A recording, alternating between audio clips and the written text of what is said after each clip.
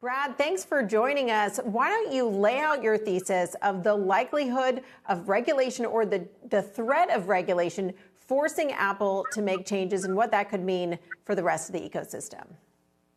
Yeah. Hey, Julia. And first off, let me apologize for my voice. I promise it sounds a lot worse than it is. But yeah, what I think is going on right now, which is really interesting, is Apple, as kind of the dominant mobile ecosystem provider here in the US, at least, and certainly globally as well, plays a unique role where they actually sit on top of effectively all these large internet players, right? And what we've learned recently is that Facebook relies incredibly on third-party data to target effectively for its ad business. And what's interesting is obviously is, while we won't speculate on Apple's future aspirations around potentially things like advertising, what we can say is that privacy is certainly serving as a nice barrier that they can put up that can impede or potentially impair companies like Facebook's ability to target users for advertising. So we're certainly not saying we have all the conclusions, but I think we're at a place where we can start to ask some questions that pose some troubling trends for the social media companies in the future.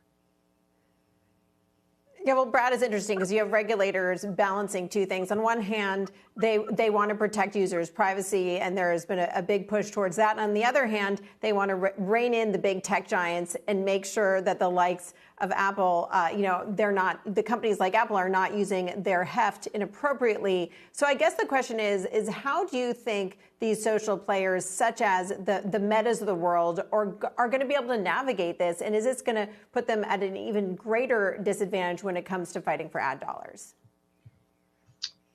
Yeah, I think that's kind of the point we're raising. Clearly, I mean, a couple of trends have emerged, post the Facebook print a month or so ago where the stock blew up. I think what we've learned is obviously first-party data is paramount, right? When you think about Google, you think about Amazon, even companies like Walmart leveraging their own first-party data sources.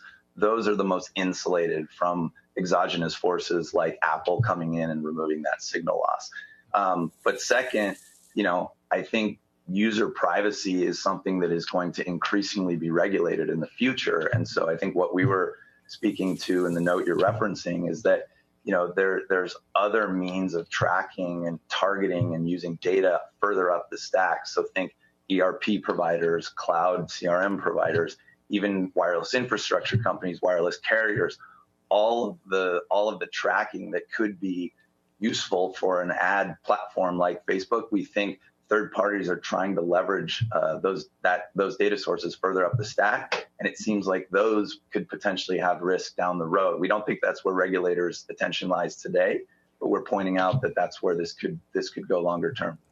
Brad, by my count, it was 6 years ago that Apple laid out its vision for using differential privacy to essentially not hold user data and be able to improve its software and AI without actually having to have it. I mean, we all saw Tim Cook in front of congressional hearings with all of that backdoor stuff and the government trying to get data from Apple. So it seems to me a lot of these social networks just didn't think that Apple would succeed or that Apple would have the power to do what they said they were going to do. But they said they were going to do this a long time ago. Is this just bad strategy on the social networks part that are being affected by this then? No, I wouldn't say that. I think, the article from a day or two ago in the Journal was talking about fingerprinting, particularly, meaning that there are actually significant technological hurdles, software challenges that Apple is yet to overcome to be able to eliminate things like device fingerprinting, which of course the app tracking transparency software update was intended to eliminate conceptually, but fingerprinting still exists because, of course, there's other limiting factors around what it would do to developers on the app ecosystem. So I think the takeaway is the tech here is far more complex than probably you and I can appreciate. And so that is to say that Apple getting to where it wanted to go, say what you're referencing 6 years ago, is not trivial, I guess is the best way to say it.